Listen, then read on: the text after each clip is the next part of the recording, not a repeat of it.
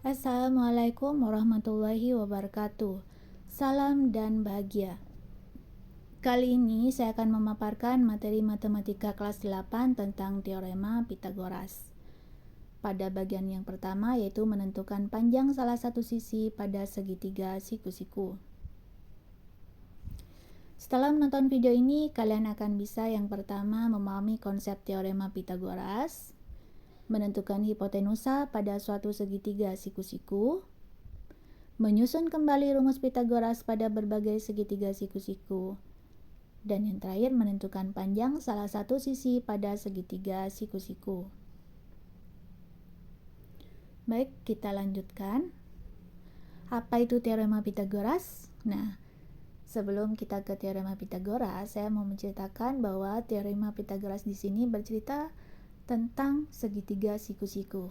Kita lihat benda-benda di sekitar kita yang tersusun dari segitiga siku-siku, diantaranya atap rumah, ada gunung, kemudian ada juga piramid di Mesir.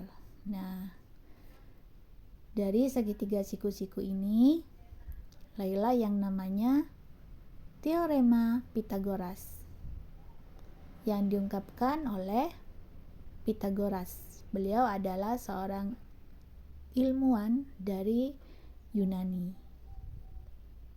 Beliau juga seorang filsuf dan matematikawan. Nah, dari teorema Pitagoras ini kita bisa menggunakannya dalam dunia arsitektur, bisa juga digunakan dalam ilmu navigasi.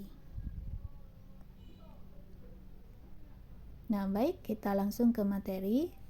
Nah, kita lihat di sini ada segitiga A, B, C. Segitiganya adalah segitiga siku-siku. C di sini adalah sisi yang berseberangan dengan sudut siku-siku yang disebut dengan sisi terpanjang atau hipotenusa. Sedangkan A dan B di sini adalah sisi yang menempel pada sudut siku-siku. Nah, dari teorema Pitagoras didapat bahwa C kuadrat atau sisi yang terpanjang dikuadratkan itu sama dengan jumlah kuadrat A kuadrat ditambah B kuadrat. Jadi jumlah kuadrat dari sisi-sisi yang lain. Bagaimana dengan A kuadrat dan B kuadrat? Tinggal mengurangi dari sisi yang terpanjang. Nah, baik, kita tentukan hipotenusa dari dua segitiga berikut ini. Segitiga KLM dan segitiga PQR. Kita lihat di sini pada segitiga KLM yang berada di depan dari sudut siku-siku adalah sisi M, sehingga M di sini adalah hipotenusa atau sisi yang terpanjang. Nah, sehingga rumusnya adalah M kuadrat sama dengan K kuadrat ditambah L kuadrat. Paham ya? Ini salah ketik, seharusnya M kuadrat ya. Baik, kita ke segitiga PQR. Yang ada di depan sudut adalah P, sehingga P adalah hipotenusa. Didapat P kuadrat sama dengan Q kuadrat ditambah R kuadrat. Paham ya? Di contoh soal, tentukan panjang sisi X pada segitiga berikut. Kita lihat di sini yang berada di depan sudut siku-siku adalah X. Sehingga kita buat rumus X kuadrat sama dengan 3 kuadrat ditambah 4 kuadrat. 3 kuadrat sama dengan 9, 4 kuadrat sama dengan 16. 9 ditambah 16, 25.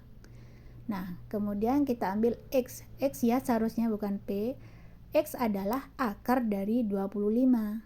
Berapa? Yaitu 5.